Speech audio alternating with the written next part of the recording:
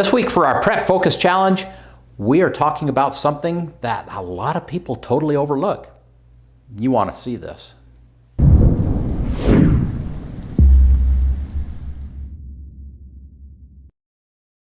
Hey Provident Preppers, I'm Jonathan. And I'm Kylene, and today we are back for week 3 of our 3-month Prep Focus Challenge, where we are working on one topic a week so that we can make some great focused progress over the next few months. But the first thing that I'd like to find out is, how did your cooking go? Did you cook a great meal from scratch? If it turned out good, we'd like the recipe. Leave it in the comments below. And we'd like to know, do you feel better prepared to live without going to the grocery store?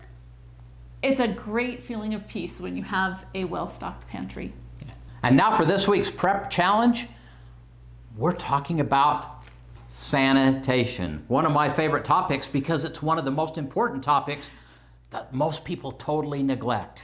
Sanitation, how can that possibly be a person's favorite topic? And yet it is so important to him.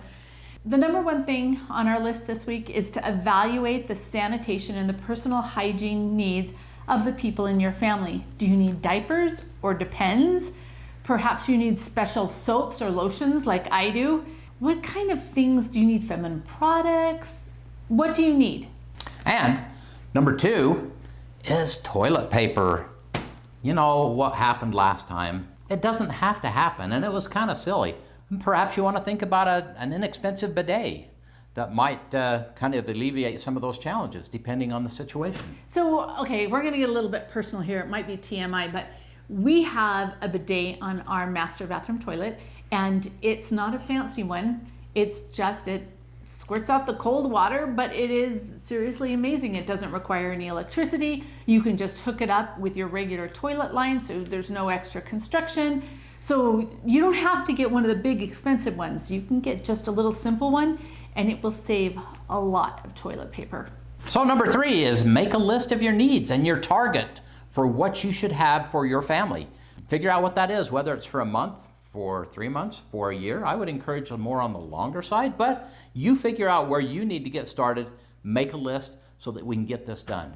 And then number 4, consider the best storage methods for you and your personal circumstances. So in our home, we have a closet in each one of the bathrooms, and all of our extra hygiene supplies tend to be stored right there because that's where you're going to need them. If you don't keep it organized, everything that you have is of no value if you can't find it when you need it. And you do need to keep these items rotated just like everything else. Number 5 is finding alternative ways to get the job done. This is assuming there's no running water, which could happen.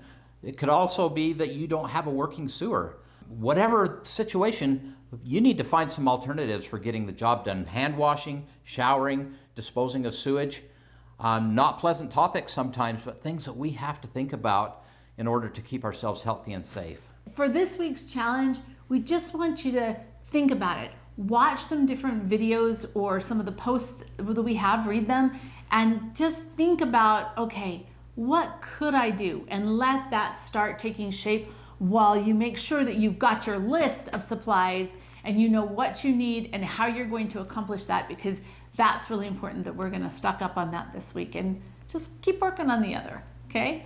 Now for the question of the day. Which sanitation product would you absolutely not want to be without? Share. And thanks for being part of the solution. And just so you know, mine would be soap. Simple, fantastic soap, and probably my bidet.